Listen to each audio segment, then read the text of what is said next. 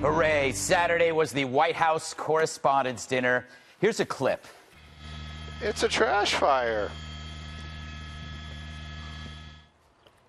We could stop there. Now, everything went as planned. The comedian and undiluted leftist plucked from the Daily Show assembly line of press-approved progs unloaded on the White House. But like a tortoise on crutches, you could see the jokes limping toward you. The dinner's now just old news, an orgy of self-congratulation, selfies, and predictable barbs masked as edgy, like the Sarah Sanders stuff. I have to say, I'm a little starstruck. I love you as Aunt Lydia in The Handmaid's Tale. I actually really like Sarah. I think she's very resourceful. Like, she burns facts, and then she uses that ash to create a perfect smoky eye. Like, maybe she's born with it. Maybe it's lies. It's probably lies. And I'm never really sure what to call Sarah Huckabee Sanders. You know, is it Sarah Sanders? Is it Sarah Huckabee Sanders? Like, what's Uncle Tom but for white women who disappoint other white women? Now, Wolf reminds us that you can smear women as long as you're on the right side politically. The media calls that a roast. If you did it, it would be called misogyny. But progs play by different rules. Take Joy Reid. Whatever she wrote will be excused by people who would crucify you for much, much less. Being on the left excuses everything. You can drive girls into the drink or run the Klan and still sit in the Senate as long as you're a Democrat. Now, the comics defenders will say, but Trump said bad things about women, too. You're right. He said bad things about everyone. But if he wasn't president and Marco Rubio was, you think Michelle would be any nicer to Rubio? He's pro-life. She's this. Mike Pence is also very anti-choice. He thinks abortion is murder, which, first of all, don't knock it till you try it. And when you do try it, really knock it. You know, you got to get that baby out of there. Disgusting. Maybe that's what Brian Stelter considers brave material. Take that, unborn baby. So, yeah, Trump has said bad things, but he crushed ISIS and might just solve a 60-year-old problem called North Korea. I'll take that trade-off, even if I must listen to really bad jokes once a year. So should you. Kimberly, I go to you because I believe you feel strongly about this topic. Am I correct? Yes, because you were monitoring me all weekend in my tweets. Yes, so yes. You are correct. Yes, I was outside your house. Okay. You can see into the future. All right, so I have to tell you something. I felt that this was so mean-spirited that it wasn't anything that was, like, comedic about it. There was nothing to be gained for her saying these type of things that were directly targeted at Sarah Sanders. I think the majority of what she had to say went against her. This isn't advancing women. This isn't even advancing the First Amendment. This is just proffering cruelty. And I think if you were sitting in a chair like that, to listen to that, and everybody, basically, some people, I guess, left, etc., but to allow her to even to continue to go on in this way, I thought it was absolutely terrible. I didn't attend it. You know, we were all invited. We didn't go.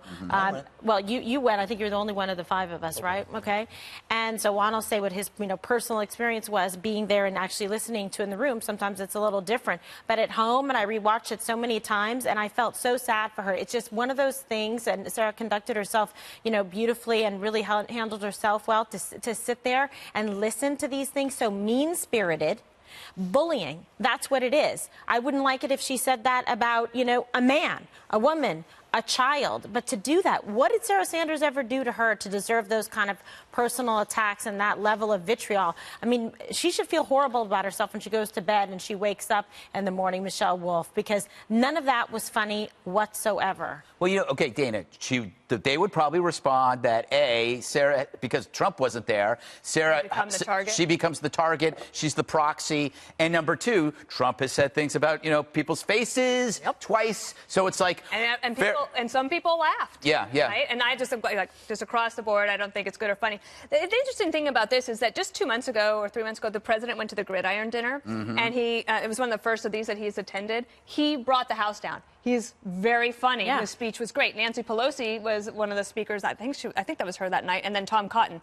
Usually, if you have an elected leader who has to, and it's not easy to give a speech like that, and they have to practice, and it costs actually a lot because you usually farm it out to some great speechwriter. Yeah.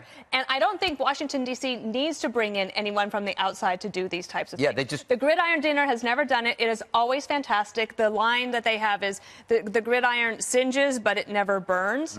I do hope that that's the last of the sound bites that I have to hear from her, because the voice is really, it gets to me. Craig Ferguson was one of the only comedians there that I thought was so gentle, because he basically just made fun of himself the entire time, and he complimented me, so that was, I remember that. But the other thing is when she talks about the abortion joke, you know, one thing you could say in response is that, well, at least she called it a baby. Yeah, that's the main. I think that was the biggest flaw. So now you think it's a baby. That's great. Because we're going to take that to the Congress. Yeah. No, I think that was a big flaw in her, in her undermined her joke. Also, to your point, you know, Obama gives great speeches. They didn't need a comedian. No, usually the elected leaders who give funny speeches are usually actually not even an elected leader. Laura Bush, when she did it the one year at the White House Correspondents' Dinner, it was hilarious when she called herself a desperate housewife. I mean, everybody got it, and you don't need to bring in somebody from the outside of D.C. Yeah, I Jesse? agree with you, Dana. It should be no more. Let the president do it. Like when President Obama spoke, he was very funny. He was very entertaining. Guess what? People would actually go then. No one wants to sit there and listen to this nonsense. Yeah, Jesse, not arousing success. No, Roseanne Barr said the first rule of comedy, you don't target someone in the audience who's more famous than you are. You'll lose the entire crowd. And this is what happens. You book a C-list comedian to make fun of the DC A-listers. Look who they've had the last couple years. Cecily Strong, Larry Wilmore, Hassan Minaj, Michelle Wolf. I've never even heard of any of these people. They're all Daily Show. Exactly. They're all Daily Show alums. I mean, these people are not famous SNL. comedians. Look who they had during a stretch of Obama. Conan, Jimmy Kimmel, Seth Meyers, Jay Leno. Look at the stretch under Bush. Colbert, Cedric the Entertainer, Jay Leno, Drew Carroll, well, you know what they would Hammond. say is they'd say that Colbert actually ended up with a primetime late night show partly because of that performance this might have against launched George W. his career. Bush. So in that case, I blame the White House Correspondents Association for him. But let's be honest, the delivery was terrible. It was average material. The voice was not good. I'm glad you said it, and I didn't have to say it first. But the point is that I blame the White House Correspondents Association for this. They knew what they were getting into when they booked this person. Yeah, I agree. But this is who the left is. They have been smearing and hurting conservatives and trafficking in this kind of hateful, unfunny stuff for the last year. Been on the show for an entire year. We've had montages of this stuff, from Chelsea Handler going after Melania to, I think, the assassination jokes with Kathy Griffin and Johnny Depp. You've had Chris Matthews say horrible things, what they say on Morning Joe, the swear words on CNN. It's been despicable throughout the entire year. No one has ever condemned that. And here's the reasons why they condemned it this time. It was done in their room. It was done at their dinner by a comedian who they hired, and it was done to the person's face. All the other hateful stuff was on Twitter. It was on someone else's show. They didn't have to take responsibility. The reason they had to condemn this comedian now was because it was a PR problem for them. They were only doing it for that reason and that reason alone. And Juan, to that point, do you think that the White House Correspondents Association were cowardly for distancing themselves? I don't think they should have distanced themselves. They made the decision to have her there. They should have supported her, I think. Yeah, and I think they must be reacting to some backlash that they perceive. And I think the backlash, to my mind, as someone who was there and who was sitting there, there was no one walking out, by the way, was that you had Sarah Huckabee Sanders sitting on the stage. I believe she was 2 people removed from the lectern, and she's sitting there, and even the TV cameras then enlarged the perspective so you could see Sanders reacting to Ms. Wolf. And the problem was that it just felt unfair to her. I thought, you know, I saw Sarah Huckabee Sanders later, and I held her hand. I said, you know, I think you have a great sense of humor, because in the moment you worried that she was going to burst into tears or stand up and walk out, and then it'd be a whole deal about that. And that's not what the White House Correspondents Association wants for their event. Where I disagree with you guys is she was hilarious. I think she was genius funny. I mean, and you don't understand. She was picking on the press a lot. She was picking on Democrats. She said about the idea that Franken is gone. She said Ted Kennedy probably says, hey, I murdered a girl, you know, that kind of thing. That was a good joke. You know what? And I think when I sit here with all you guys, you talk about liberal intolerance for a variety of voices and speech.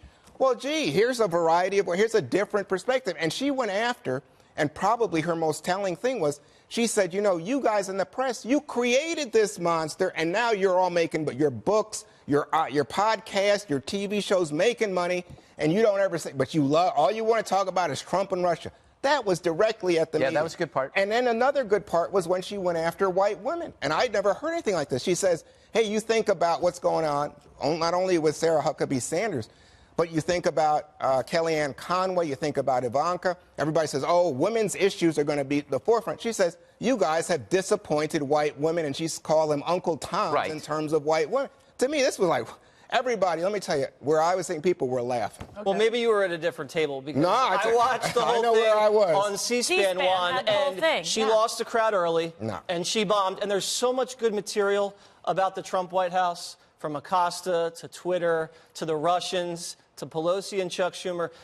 It's so easy to make a nice, even clean joke. Majority of this stuff was very dirty, and I can handle dirty jokes. Everybody there can handle dirty jokes. Yeah, I think it takes more talent to be clean. Almost everything was filthy. All right. And yeah, if you can be mean, but the jokes have to land. Well, I don't think those jokes landed. You know what that is? Jesse saying that he can do it, but the president said he wants Greg to do it. And speaking of which, I think we have a tweet here. You know, Donald Trump had a suggestion how to make the night better, and it was the so-called comedian really bombed. Greg Gutfeld should host next year. Yeah. So I am saying yes to the challenge. I will host next year, but not there.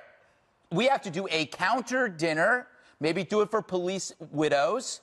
The money goes there, and then Trump has to go to that instead of That's that. a good challenge. So Trump, I will take you up on this offer, and I'm going to do this. But it has to be a different event at the same time. Different charities, and it'll still be a roast, but it'll be a gentle roast. Check. You might have a rally scheduled.